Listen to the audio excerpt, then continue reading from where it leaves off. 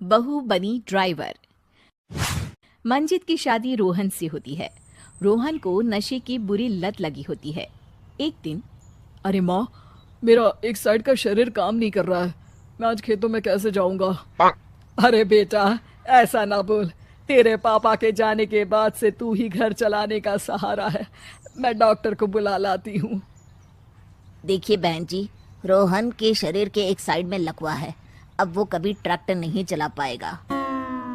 घर में मनहूसियत का माहौल हो जाता है। लीजिए माँ जी, रोटी खा लीजिए। अरे बेटा, मुझे तो भविष्य की चिंता हो रही है। मेरा एक ही बेटा है और वो भी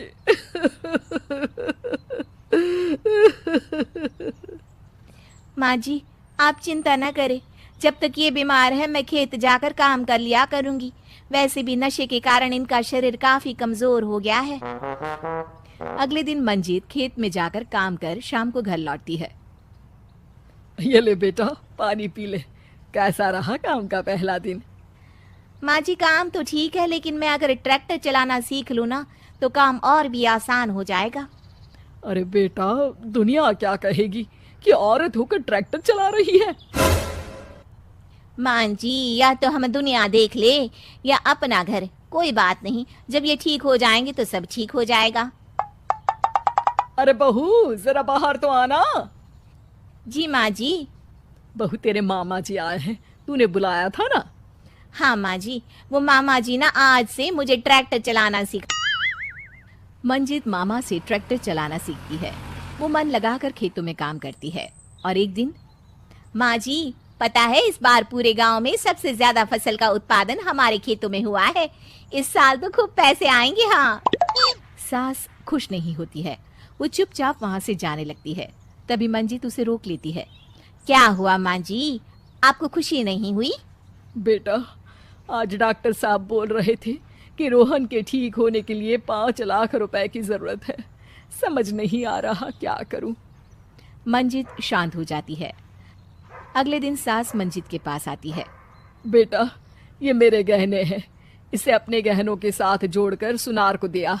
जितने पैसे हो ले आ, डॉक्टर को आज ही देने हैं। मंजित अपने गहने और सास के गहनों को लेकर दुकान में बेचकर पैसे लेकर घर आ जाती है।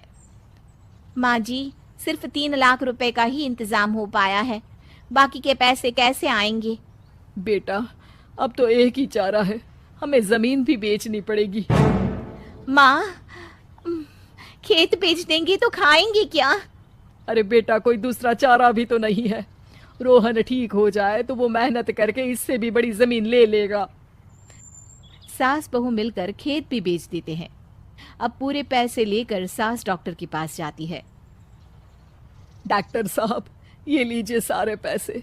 बस किसी तरह मेरे बेटे को ठीक कर दीजिए। आपका बेटा ठीक तो हो जाएगा, लेकिन 6 महीने का समय लगेगा। सास बहू सोच में पड़ जाते हैं कि अब तो कोई जरिया भी नहीं रहा जहां से उन लोगों को कमाई हो। अब कमाएंगे नहीं तो खाएंगे क्या? माँ जी, मेरे माता पिता ने लड़की होने के कारण मुझे ज्यादा पढ़ाया लिखाया नहीं, लेकिन ट्रैक्टर चलाना सीखकर मैं कुछ काम करने के लायक तो हो ही गई हूँ। अरे बेटा, ट्रैक्टर अब कहाँ चलाएगी? खेत तो बिक गए हैं। माँ जी, मैं किसी और के खेतों में दिहाड़ी में काम कर लूंगी, कुछ तो पैसे आएंगे ही ना। ये कहकर मंजित काम करना शुरू कर देती है। जैसे तैसे उन पैसों से गुजारा चल ही रहा था। माँ जी, पास के अस्पताल से मुझे नौकरी के लिए ऑफर आया है। पैसे भी ये 4 गुना ज्यादा मिलेंगे और अब खाने पीने दवाई के साथ हम कुछ पैसे भविष्य के लिए भी जोड़ पाएंगे। लेकिन काम क्या है बहू? माँ जी, मुझे अस्पताल की एम्बुलेंस चलानी है। अरे, तू तो मेरी बहू नहीं, बेटा है बेटा।